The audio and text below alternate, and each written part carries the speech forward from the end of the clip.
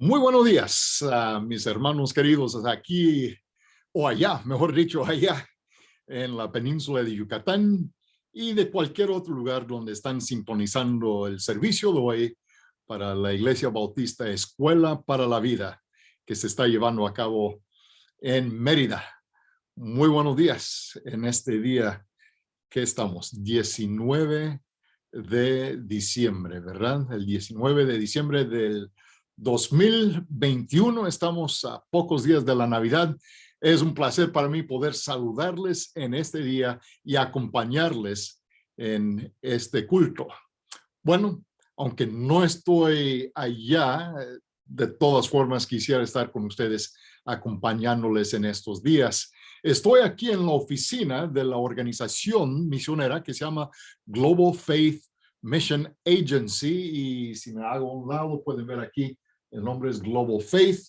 Global, ya saben de qué se trata, la palabra fe es faith, y eso en cierto sentido define el propósito que tenemos de alcanzar todo este terrestre global, si podemos, por fe, con el mensaje de la palabra de Dios. Y estoy en la oficina. Cuando no ando de viaje, estoy aquí lunes a viernes en este lugar. Es más, el cuarto donde estoy, o esta sala, es una sala de conferencias que se le dice aquí, a conference room, sala de conferencias. Y aquí tenemos unas reuniones de gran bendición y también de gran importancia en cuanto a la obra misionera que se está llevando a cabo. Bueno, cuando ando de viaje, la obra aquí sigue adelante. El personal que trabaja aquí están haciendo los trabajos debidos para que los misioneros estén en otros lugares. Y cuando terminan mis viajes, regreso para estar aquí y cumplir con el trabajo que Dios me ha dado. Así que es una alegría para mí poder saludarles desde nuestra oficina en este día. Espero que estén bien ustedes, que la estén pasando bien. Han sido 2 años interesantes, ¿verdad? Casi 2 años de esta cosa. Ya casi ni nos referimos a ello aquí en el lugar donde estoy, pero es algo que sigue afectando a muchos lugares en el mundo y espero que ustedes estén bien. Bueno, voy a predicar del libro de Lucas, capítulo 2, para el domingo que es antes de la Navidad. No hay pasaje mejor que este pasaje que nos habla acerca del nacimiento del Hijo de Dios. Así que vamos a leer algunos versículos en unos instantes, pero antes quiero compartir 2 cositas con ustedes. Antes que nada, quiero compartir el hecho de que mi suegra, la mamá de Edith, mi esposa, y por cierto, Edith manda saludos a todos ustedes aquí en estos días. Pero mi suegra pasó la noche en el hospital allá en la isla donde ella radica, donde ella vive, y está internada en la clínica, cuando menos hasta el lunes. Tuvo un ataque cardíaco leve, no de gran seriedad, pero lo suficiente serio como para que esté internada. Así que estén orando por ella. Se llama Turner. Y entonces la hermana Turner, estén orando por ella. Edith, obviamente, y sus hermanos y hermanas están muy conscientes de todo lo que está ocurriendo en la vida de ella. Ella en su próximo cumpleaños cumplirá, si Dios le da vida, 90 años de edad. 90 años de edad. Imagínense, hace casi 3 años que mi suegro se fue a la presencia del Señor después de pasar 50 años en la isla donde ellos fueron misioneros. Bueno, mi suegra sigue viviendo allá y sirviendo a Dios en ese lugar. Y así que les pido que estén orando por mi suegra, por favor, la hermana Turner. Otra cosa que quisiera compartir con ustedes es es una alabanza, petición, pero también alabanza. Ustedes allá en la península de Yucatán, cuando tienen las tormentas que vienen en el Golfo, el ciclón o el huracán, eso le afecta a ustedes. Aquí donde estamos nosotros, lo que nos afecta es una tormenta que se llama tornado. En inglés le decimos tornado. Y el tornado es como un mini ciclón, mucho más reducido, pero también muy concentrado. Y son tormentas que se levantan rápidamente y pegan rápidamente y causan mucho daño y un gran desastre en una forma repentina y con una rapidez increíble. A menos de 2 horas de aquí hay una iglesia y el pastor de esa iglesia es parte de nuestro, aquí le decimos comité ejecutivo, el comité que representa legalmente lo que es Global Faith. Y el pastor es Chance Strickland y el copastor Scotty Markham, a quien he conocido por más de 30 años. Y ellos sirven a Dios en ese lugar. La semana pasada, hace ya 10 días, en un instante pegó una tormenta fuerte que causó un tornado que pasó por allá. Y habrán visto tal vez en el noticiero que murieron casi 100 personas aquí como resultado de varios tornados que ocurrieron esa noche. Y pueden haber varios tornados en un lugar. Y en ese pueblo pegó un tornado que duró 15 segundos, pero destruyó el templo de la iglesia. Y la iglesia se llama Harpeth Baptist Church, Iglesia Bautista Harpeth. Y fue destruida la iglesia. La ironía de todo esto es que es un templo nuevo. Apenas el año pasado terminaron la construcción, se les entregó la llave de la construcción, ahí está su templo nuevo. Ahora pasó el tornado y mientras no todo está derrumbado, sí requiere una reconstrucción, como se le dice aquí. Así que, por un lado, estamos orando por ellos y por otro lado, estamos agradecidos a Dios que ningún miembro de la iglesia perdió la vida en esa tormenta. Nadie fue herido, nadie sufrió daños físicos, aunque podría haber sido, porque junto a la iglesia vive, o vivía, mejor dicho, la secretaria de la iglesia y su familia, en una casa vecina a la iglesia. Y las construcciones aquí son diferentes, no son como allá, que allá ustedes tienen casas, muchos de ustedes gozan de una casa de concreto y es una construcción diferente. Aquí hay mucha construcción de maderas y esa construcción tiene ventajas y también tiene desventajas. Esa casa que estaba al par de la iglesia, al ladito, al costado de la iglesia, al ladito de la iglesia, la secretaria y toda su familia estaban allá y pegó el tornado. Y el tornado, ellos en casa, porque fue de noche, el tornado levantó la casa de madera y hay un cimiento, pero es diferente al cimiento que ustedes tienen. Y el cimiento obviamente quedó firme en la tierra, la casa fue levantada y el tornado lo movió unos 10 metros y lo depositó en tierra y toda la familia estaba dentro de la casa. En la mayoría de esos casos, esas casas son destruidas por completo y la gente pierde la vida. Pero en este caso, todos ellos sobrevivieron. Y la secretaria dijo, era como si nosotros estuviéramos sobre una ola en el mar y sentíamos que la ola nos estaba moviendo. Y así fue. Y obviamente la casa de ellos ya está aquí, pasan las autoridades y esa casa está condenada. Se tiene que reconstruir otra vez. Nadie puede habitar en esa casa, así que se va a tener que destruir y se les va a hacer una casa nueva. Fácilmente podrían haber perdido la vida, pero Dios los protegió y estamos agradecidos a Dios por eso. He estado en esa iglesia antes, he predicado allá en esa iglesia, así que para mí eso representa algo muy, muy personal también. Simplemente comparto esto, por un lado, para que oremos por mi suegra, por esta iglesia que tiene que construir su edificio nuevo, pero también para que entiendan que en toda la vida gozamos de bendiciones y pasamos también por desafíos en la vida.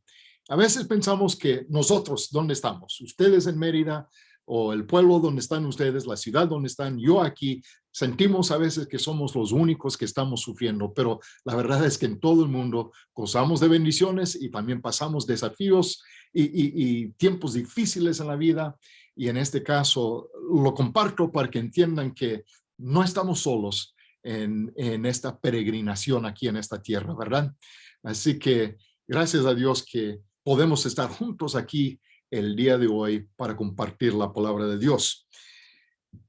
Bueno, de aquí a unos días, la Navidad.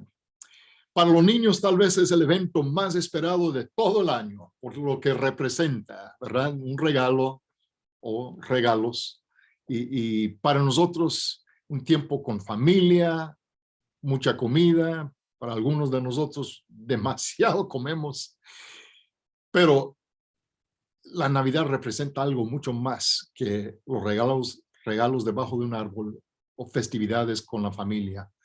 Representa lo que Dios hizo por nosotros cuando nos dio el regalo más valioso, su Hijo, para redimir al mundo.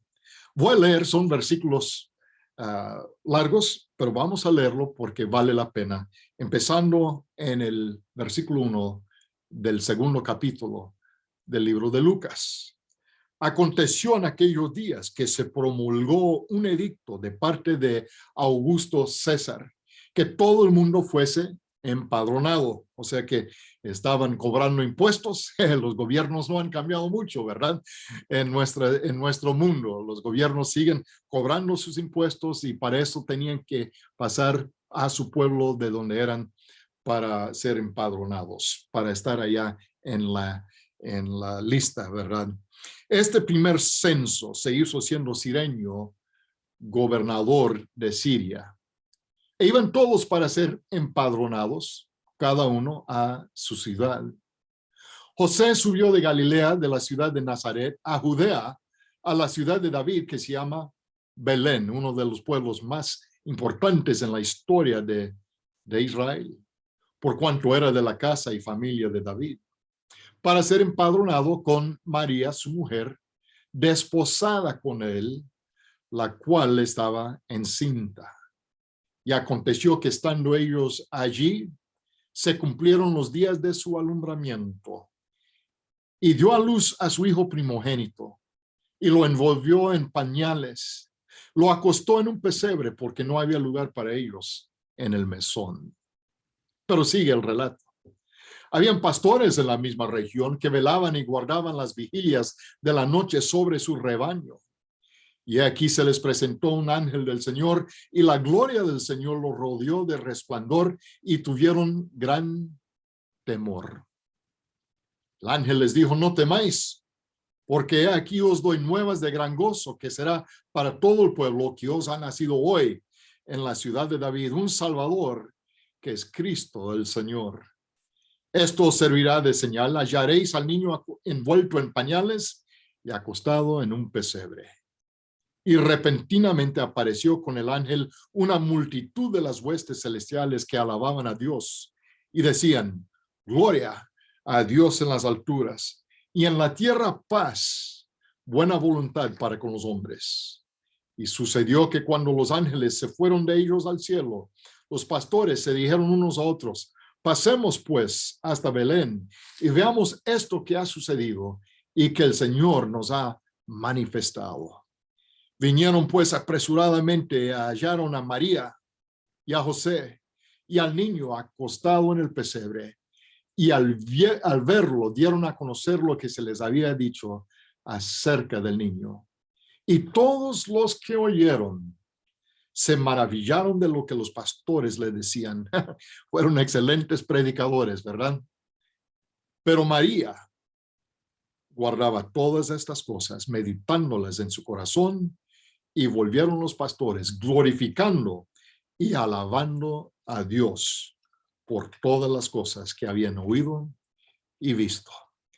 Qué versículos más hermosos, qué pasaje más bello en la Biblia. En los 4 evangelios, 2 de ellos hablan del nacimiento de Jesús, pero todos ellos, los 4, hablan de la muerte, la crucifixión y la resurrección de Jesucristo.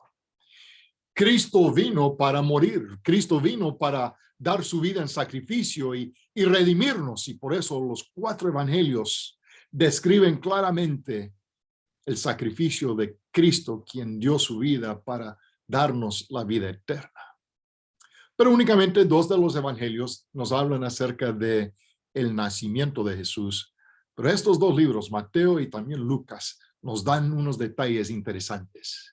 Y si yo le diera título al mensaje del día de hoy, yo simplemente diría esto: adornado con humildad. Este es el relato del nacimiento del Hijo de Dios. El Hijo de Dios, la segunda persona de la Trinidad. Y sin embargo, la característica sobresaliente en el pasaje que hemos visto es que este es un acto humilde también. Todo lo que rodea esto es humilde. Y quiero que veamos unas cosas en el pasaje que hemos leído. 5 cosas comparto. Primero, quiero que vean la humildad en la vida de José.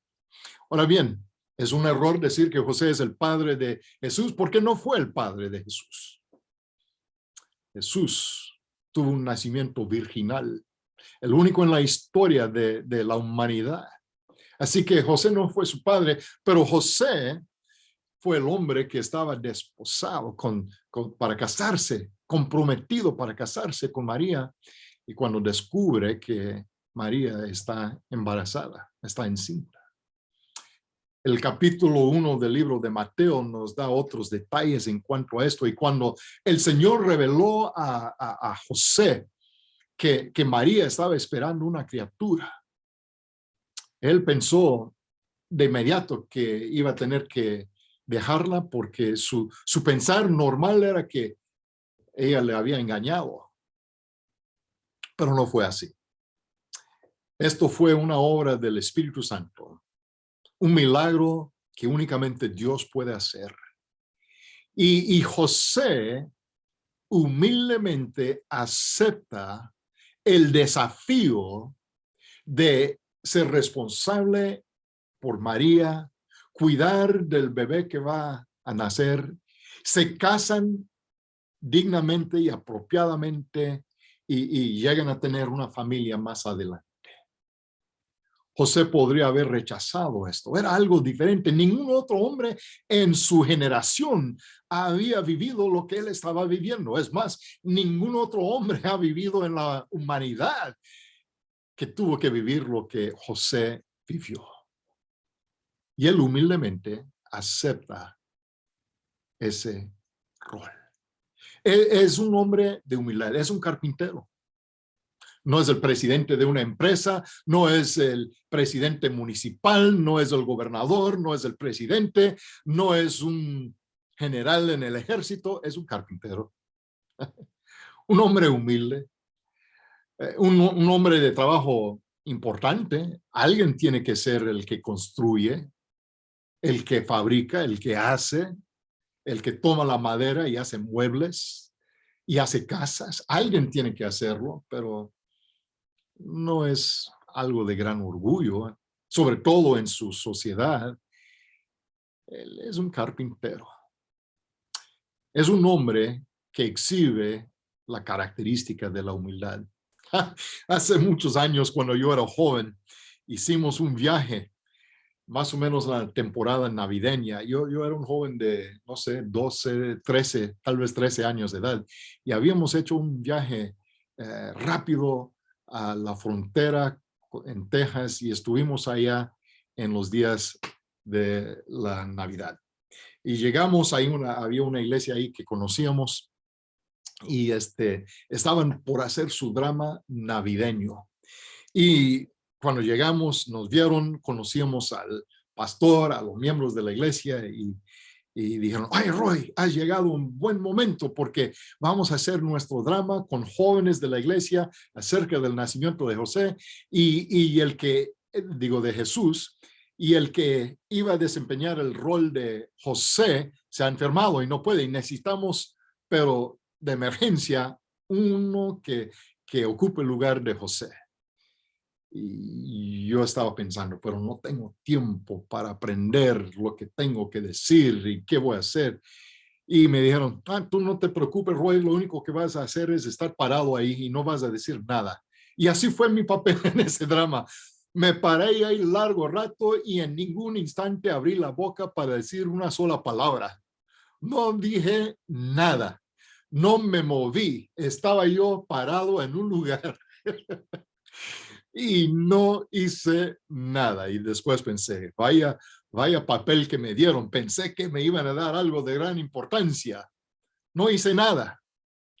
Pero saben, José fue así. Un hombre de gran importancia en este relato bíblico, en esta pequeña familia. Pero él no dice mucho. En Mateo aprendemos que él aceptó obedientemente lo que Dios le encargó. No lo entendió, no lo comprendió, pero lo aceptó. Y él es una lección para nosotros en cuanto a la obediencia. Aun cuando Dios nos pide algo que no entendemos, aceptemos el encargo de Jesús. Aceptemos el desafío, aceptemos el llamado que nos hace Jesús en la vida. Y José aceptó este trabajo en un evento dramático que ha impactado a todo el mundo humildemente. Poco sabemos de él. Pocas palabras están escritos en la Biblia que salieron de su boca. Unas cuantas palabras y es todo. Pero ocupó un lugar importante en este relato. Y Dios quiere que nosotros también seamos humildes. Si yo les pudiera decir algo en esta época, y no solamente en esta época, pero en toda nuestra vida cristiana, es que debemos aprender a ser humildes en nuestra vida cristiana. Número 2, María. En los versículos del 5 al 7 encontramos detalles acerca de María. María estaba desposada con José para casarse. En nuestro lenguaje diríamos estaban comprometidos. Ya habían hecho planes, habían prometido que estarían juntos toda la vida y en la cultura hebrea de los judíos el compromiso era tan serio que si antes de casarse tomaban la decisión de separarse, había que conseguir una carta de divorcio para eso. No estaban casados todavía, pero ese compromiso era tan importante que dijeron, no, si van a separarse y no van a casarse, pues también hay que tener una carta de divorcio. Bueno, María fue una jovencita y de repente en un instante importante de su vida, comprometida para casarse con su enamorado, pero todavía no están casados. De repente un ángel se le presenta y le dice, estás embarazada, vas a tener un hijo. Esto es obra del Espíritu Santo. Y el Espíritu Santo vendrá sobre ti y vas a dar a luz al Mesías. La profecía era de que esto tenía que suceder un día, pero ninguna jovencita de Israel sabía si ella era. Y después de tantos años de la profecía, de repente a María se le aparece el ángel diciendo, tú vas a ser la persona que Dios ha escogido para dar a la humanidad el Redentor. El Hijo de Dios va a nacer en la carne también. Y ella era muy joven. No era una persona de gran edad, de gran madurez, pero encontramos en su carácter que era muy humilde. Escuchen lo que la Biblia dice en 1 de Pedro, el capítulo 3. Voy a leer unos versículos que hablan acerca de la humildad que Dios quiere en la mujer cristiana. Considerando vuestra conducta casta y respetuosa, vuestro atavío no sea al externo de peinados ostentosos, de adornos de oro o de vestidos lujosos, sino el interno, el del corazón, en el incorruptible ornato de un espíritu afable y apacible que es de grande estima delante de Dios. Y María exhibió esas características de una doncella, de una mujer humilde. No sabemos mucho acerca de María, no sabemos cómo era en su presentación física. su parecer, no sabemos nada de eso, pero sabemos que para Dios lo importante es lo interno, no lo externo. Nosotros pasamos demasiado tiempo, me temo mucho, enfrente del espejo. Queremos que todo esté en su lugar, que nos veamos bien cuando salimos a la calle. Queremos que la gente nos vea bien, pero Dios ve lo que está adentro. Dios ve el corazón y para Dios lo interno es lo más importante. Y por lo tanto la humildad es una característica no solamente deseable, pero es esencial para que podamos servir a Dios eficazmente. Esta es una mujer que no solamente es humilde, sino que es una mujer sujeta a Dios. Y el último versículo que leímos en el capítulo 2 nos dice que María guardaba todas estas cosas, meditándolas en su corazón. Vemos en la televisión a los artistas y a los personajes quienes son actores o cantantes y eso no es lo más importante. Hay quienes piensan que es lo más importante. Puede ser que tú no tengas una voz para cantar, puede ser que tu ropa no es la más elegante, pero Dios conoce lo que está adentro. Y si nos humillamos delante de Dios y le obedecemos a Dios, podemos ser de más servicio en la obra de Dios que la persona que tiene tanto talento. Así que la humildad en la vida de María también fue importante. En este relato navideño no solamente encontramos la humildad en la vida de José y de María, pero ahora encontramos a un grupo de hombres. En los versículos del 8 al 17 leímos acerca de unos pastores. Los pastores fueron los primeros invitados para ver al recién nacido Hijo de Dios. Piensen en eso. Ese privilegio de ser el primero que ve a una criatura, por lo general en nuestra sociedad, cuando alguien, una persona en la familia da a luz, los padres, los abuelos, la familia inmediata, tal vez amigos íntimos, son los primeros en ver a la criatura nueva. Pero fuera de José y María, los primeros convidados, invitados para ver al recién nacido Hijo de Dios, Redentor del mundo, unos pastores de ovejas. Los pastores eran personas necesarios en la vida social y religiosa de los judíos. Podemos regresar hasta el libro de Génesis para ver cómo desde el principio el hombre aprendió que cuando había ofendido a Dios tenía que ofrecer un sacrificio a Dios y Dios hizo ese primer sacrificio para Adán y Eva y un cordero tuvo que ser sacrificado para ofrecer un sacrificio a Dios. Bueno, en la historia de Israel, en sus actos religiosos, en sus tradiciones en que se presentaban delante de Dios, era necesario derramar la sangre con frecuencia, la sangre de los corderos. Y así que el pastor de ovejas era una persona que ocupaba un lugar muy importante en la historia de Israel, porque de lo que ellos hacían, la gente podía tener el animal para sus sacrificios. Pero también eran importantes no solamente en el aspecto religioso, sino que en el aspecto económico y esencial para la vida, porque el cordero también representaba comida, representa ropa, la lana, con la lana se hacía ropa, pero es un pastor. Son personas que pasan tiempo en el campo y están cuidando animales que andan en el campo. No son personas de prestigio en la sociedad.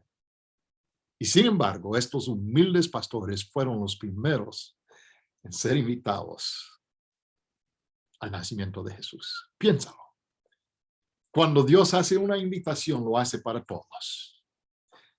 Gracias a Dios que cuando me invitó a mí para ser salvo, no era necesario que yo presentara un documento con lo que yo era o lo que yo podía hacer con mis acontecimientos, porque yo era muchacho todavía.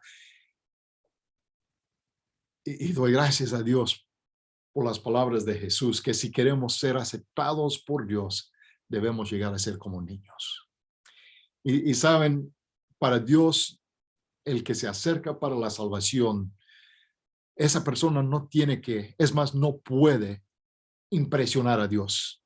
No tenemos que impresionar a Dios diciendo: Dios, aquí está la lista de lo que he hecho. Esto es lo que yo soy. Esto es lo que he logrado. No, no es nada así, ¿verdad?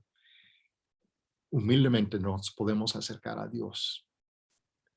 Y es más, la Biblia dice que el que quiere ser salvo tiene que humillarse como un niño. Y en este caso, los pastores representan lo importante en esta característica de que debemos humillarnos delante de Dios para ser salvo. Es interesante que en el momento de repartir invitaciones para ver al recién nacido de Dios, pastores, 33 años después, cuando ese mismo Jesús fue crucificado, también fue crucificado entre gente común y corriente. 2 malhechores a su lado, 2 criminales, gente común, gente corrupta. Es que Él vino a salvar a los pecadores. Él vino para salvar a los que habían fracasado, a los que habían fallado, a los que estaban separados de Dios. Él vino para salvarnos a nosotros. No hay una cosa en mi vida que merita el perdón y el amor de Dios. Y de todas formas, Él me ama y Él me ha perdonado y Él me ha salvado.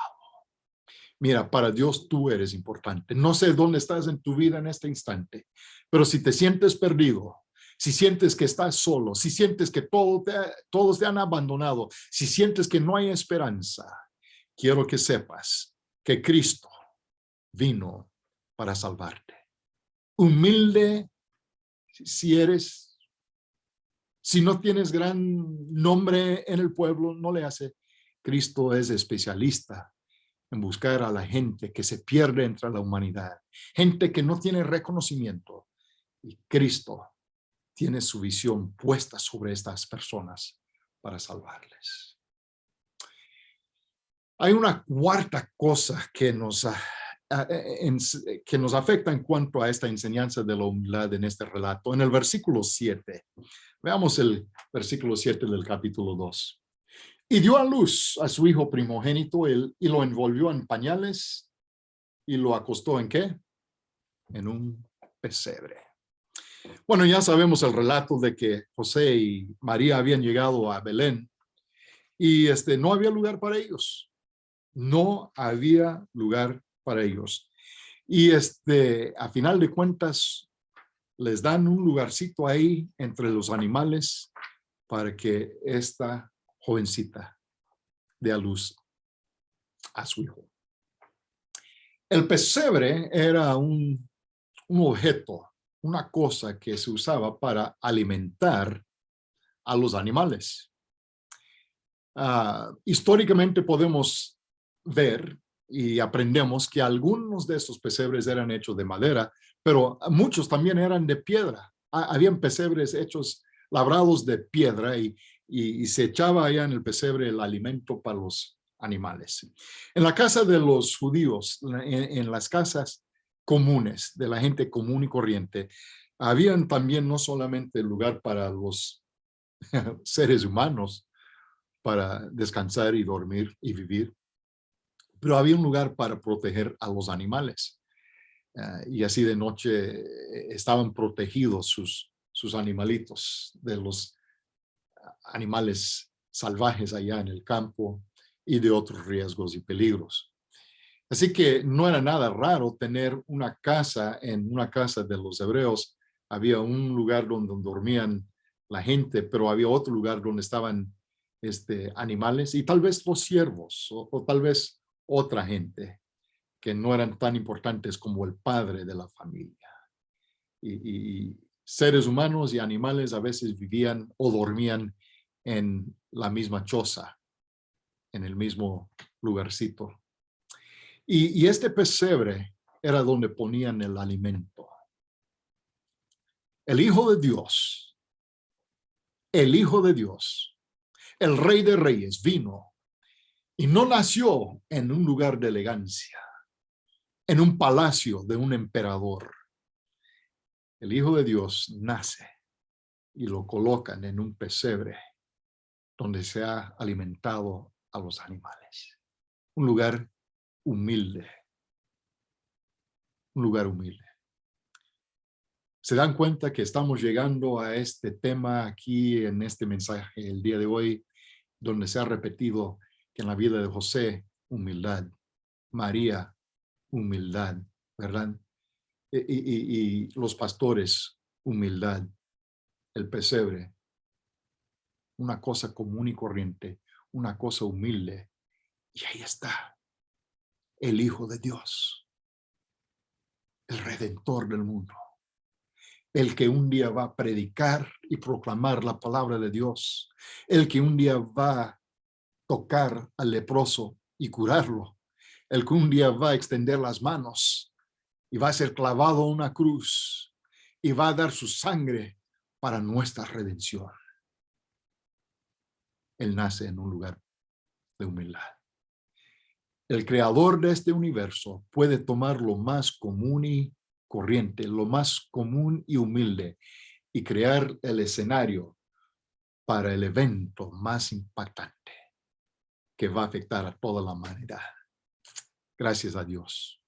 Este pesebre implica también provisión. Y si en este pesebre había provisión para los animales, ahora vemos que hay provisión para nuestra redención y salvación. Por último, tenemos una cosa más para mencionar que nos enseña acerca de la humildad. En el versículo 4, José subió de Galilea, de la ciudad de Nazaret, a Judea, a la ciudad de David, que se llama Belén. Belén es un lugar histórico para los judíos, para los hebreos. No es tan grande como Jerusalén. Jerusalén llegó a ser la ciudad de fama y reconocimiento. Belén es un pueblo mucho más pequeño.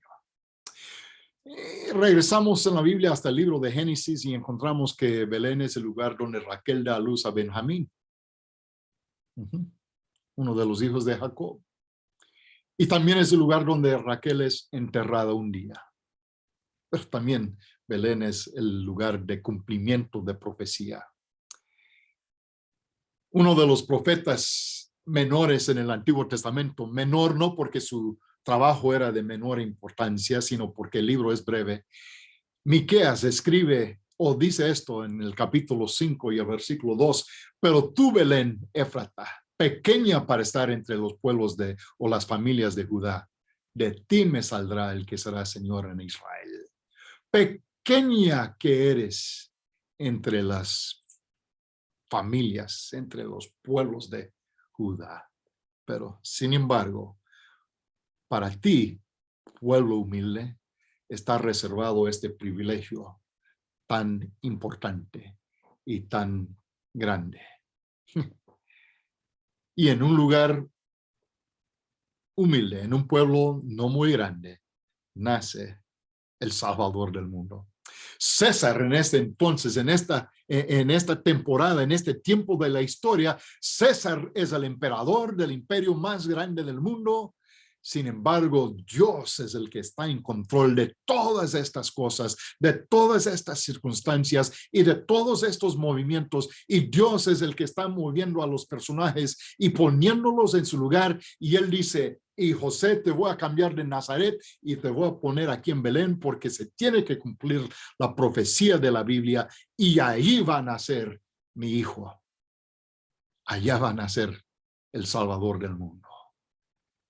Y José y María tienen que viajar. Y la distancia entre Nazaret y Belén es de aproximadamente 130 kilómetros. Así que tienen que caminar, tienen que viajar a pie y tal vez con un burrito ahí, un animalito para llevar a la que está encinta, pero es una distancia considerable, no es nada fácil para una persona que está a punto de dar a luz. Y sin embargo, Dios está moviendo todo, poniéndolo en el lugar preciso donde deben estar. Y dice, tienen que ir a Belén. El emperador dice, vamos a tener aquí vamos a tener un censo y vamos a cobrar impuestos. Pero por encima de los gobernantes, Dios está diciendo, yo estoy controlando esto. ¿Por qué digo esto? Porque a veces parece que en nuestra vida el gobierno es el que controla todo. No olvides nunca que por encima de los gobiernos, por encima de toda la política, hay el Señor Dios Todopoderoso, Jehová Dios, el creador de este mundo, es el que está en control a final de cuentas. Si en ese entonces César fue el emperador, eso fue hace 2000 años. Y Roma, ese imperio tan grande en ese entonces, hoy no representa lo mismo, ¿verdad? Pero Dios sigue siendo tan fuerte, tan poderoso, tan importante, tan eterno como siempre. Así que vemos que la profecía de Dios se cumple, la palabra de Dios se cumple y Dios dice, para el nacimiento de mi hijo, en un lugar humilde, voy a escoger un pueblo humilde, Belén. Belén es un nombre que en el pueblo de Israel, en el hebreo, significa casa de pan, pan o casa de pan. Y esto representa satisfacción. Cuando Dios dio al Salvador del mundo a nosotros, nos dio un Salvador que puede darnos la satisfacción que tanto necesitamos en la vida. Satisfacción. He descubierto en Cristo que tengo la satisfacción que me hace falta. En Dios tenemos la satisfacción espiritual que necesitamos. ¿Estás satisfecho en la vida? Si no tienes a Cristo, jamás podrás tener la satisfacción espiritual y se requiere. Te suplico que entregues tu vida a Dios para que tengas en Él la satisfacción que requieres espiritualmente. Todo ser humano necesita esa satisfacción espiritual. También en Él encontramos la satisfacción emocional. Somos seres humanos creados por Dios con emociones y todos tenemos emociones y únicamente en Cristo vamos a encontrar esta satisfacción. Doy gracias a Dios que en mi vida Dios me ha dado una esposa y juntos hemos encontrado satisfacción en vivir para el Señor, servir al Señor. Dios nos ha dado hijos quienes han dado satisfacción en la vida. Pero nunca puedo olvidar y nunca debemos olvidar que alrededor de nosotros hay gente que está pasando tiempo difícil. Sobre todo en esta temporada de Navidad, no todos van a tener una Navidad alegre. Y debemos estar conscientes de esto para tratar de impactar a esta gente, testificarles, servirles, orar por ellos. La satisfacción emocional es una de las cosas más importantes en la vida de un ser humano, pero únicamente en Dios vamos a encontrar la satisfacción completa. Dios nos ha dado 9 nietos y estamos agradecidos a Dios por ellos y queremos mucho y amamos mucho a todos los nietos.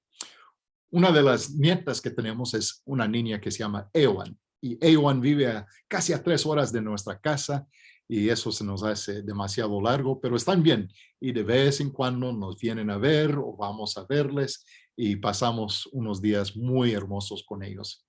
Ewan es una de los 4 hijos que tiene mi hijo Zane o Miqueas y su esposa Amy.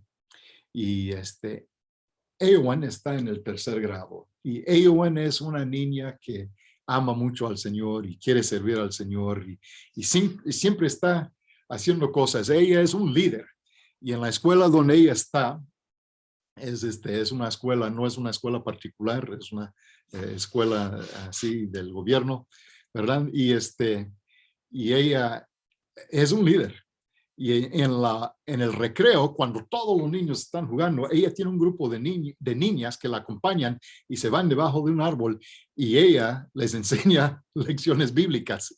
Y ella lleva su Biblia a la escuela y van allá en el recreo y les dice, muchachas, abran sus Biblias, porque ella les exhorta que lleven sus Biblias y les dice, hoy vamos a estudiar este pasaje y le dice, María, tú lee este versículo, Susana, tú lee este versículo, Alicia lee este versículo, y ella es una maestra y ella ha impactado mucho la vida de sus compañeras ahí en la escuela. Es un líder esta niña. El otro día, una de las niñas de su misma clase, tercer grado, en la primaria, tercer grado, la niña le dijo a Ewan, mi nieta, mi vida ya no vale la pena vivir. En nuestra familia, en nuestro hogar y en nuestras vidas hay tantos problemas y dificultades, tantos pleitos. Ya no puedo vivir, me voy a quitar la vida. Se me hace difícil pensar que una niña del tercer grado en una escuela ha llegado al punto de pensar que lo único que puede hacer es suicidarse, quitar su propia vida para terminar con todo el sufrimiento en su vida. Cuando supe de eso, me partió el alma. Ella está en la misma clase que mi nieta. Mi nieta muy interesada en la vida de su compañera. Fue conmovida y fue corriendo a su mamá al llegar a la casa después de la escuela y le dijo, mira esta nota, mira esto que me ha dado mi amiga y me dijo esto. Y ella, la mamá y Ewan se fueron con la directora de la escuela, le presentaron los hechos, han llamado a las autoridades y están ayudando a esta niña que no debería estar en un punto de su vida a esa edad de pensar en el suicidio. Las necesidades emocionales en las vidas de muchos es tan grande. Y tarde o temprano la gente tiene que descubrir que la satisfacción emocional no se encuentra en las posesiones materiales o en la fama. La satisfacción emocional se encuentra en Cristo, el que nació en el pueblo de Belén, la casa de pan que representa satisfacción. Este pueblo de Belén es un lugar de gran importancia. Si regresamos al lugar, al libro de Ruth en el Antiguo Testamento, encontramos este pequeño libro de 4 capítulos, pero es un libro tremendo que nos enseña mucho. Y un hombre que se llamaba Elimelech tomó a su esposa Noemí y se fueron a otro lugar viviendo algo más. Había hambre en la tierra de Belén, así que fueron a Moab a buscar algo, a ver si había algo más para ellos. Tienen 2 hijos, Mahlón y Kelión, y esos hijos se casan con 2 mujeres moabitas, Orfa y Ruth. Pero llega el día en que Elimelech, quien fue a buscar sustento en Moab, fallece y muere. Moab no es espiritualmente el lugar donde hay una respuesta para la necesidad del hombre. Moab es el pueblo que fue resultado de una relación física e ilícita entre Lot y una de sus hijas. Es algo horrible, es algo terrible. Y de ahí sale un pueblo, los moabitas. Los moabitas llegaron a ser enemigos de Israel. Elimelech muere y sus 2 hijos mueren. Y ahora hay 3 viudas. Noemí se encuentra ya en la pobreza, en la desgracia, no tiene nada. En su cultura, si su esposo moría, los hijos se encargaban de ella, pero los hijos también han fallecido. Y ella decide regresar a Belén, la casa de pan, donde hay satisfacción con Dios. Le dice a sus 2 nueras, ustedes quédense aquí, yo no tengo nada, no tengo un 20, no tengo ni 5 centavos para darles. Yo regreso a mi pueblo a ver si me aceptan por allá, a ver si hay un pan para mí, pero ustedes quédense aquí. Una nuera se queda Y Ruth dice, yo iré contigo. Tu pueblo será mi pueblo, tu Dios será mi Dios. Y Ruth la acompaña a Belén. Bueno, esa historia en el libro de Ruth es una historia hermosa en donde hay en Dios satisfacción. Allá es donde Noemí encuentra otra vez el sustento para la vida. Ruth encuentra un esposo, Boaz. Y ellos fueron padres de Obed, quien fue padre de Isaí, quien fue padre de David, el que llegó a ser rey de Israel. ¿Por qué es importante mencionar esto? Porque la satisfacción que tanto anhelamos o encontramos en el plan de Dios, no fuera del plan de Dios. Si en este momento de tu vida, tú que me estás escuchando, si hay falta de satisfacción, regresa a los caminos de Dios. Si nunca has aceptado a Cristo, acéptale como tu Salvador. Y si estás ahí donde Dios te ha puesto, no te alejes del plan de Dios, del propósito de Dios para tu vida. Porque Belén, por humilde que era entre los pueblos, por pequeña que era entre las familias de Israel, fue el lugar donde el Hijo de Dios nació. En ese pueblo humilde nació el Salvador, la provisión de Dios para la salvación. Belén, casa de pan, provisión de Dios para la salvación. Interesante. Hemos visto a varios personajes que representan lo que es la humildad. José, María, los pastores, el pesebre y el pueblo de Belén. Termino con esto. En nuestras vidas, la característica que necesitamos es la humildad. Seamos humildes delante de Dios, sin necesitar el reconocimiento del mundo. Que estemos satisfechos con el plan y propósito que Dios tiene para nosotros. Y si nos humillamos delante de Él, Él nos puede usar.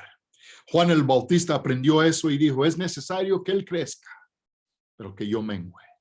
Lo importante en nuestras vidas es Dios, es su Hijo, su plan y propósito para nosotros. Simplemente debemos someternos a Él, aceptar humildemente el papel que Él tiene para nosotros y Él nos puede usar.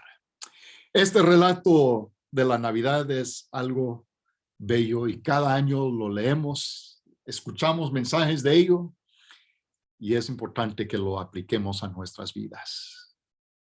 Les aconsejo a que seamos humildes en la vida cristiana. Gracias por acompañarme el día de hoy.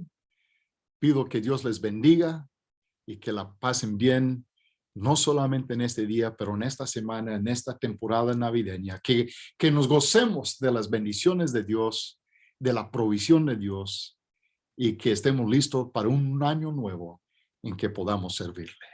Señor, te damos gracias por estas lecciones importantes que nos enseñas en cuanto a la humildad. Señor, en nuestra carne, eso no es lo normal. La naturaleza carnal requiere, exige exaltación, reconocimiento, fama. Pero, Señor, tú nos enseñas que el camino a la felicidad es ser humilde delante de ti para que tú puedas usarnos. Gracias por esta lección. Ayúdanos a ponerlo en práctica en nuestras vidas. Lo pido en el nombre de Jesús. Amén. Que Dios les bendiga, mis queridos hermanos. Ha sido una bendición compartir este tiempo con ustedes. Muchas ricas bendiciones.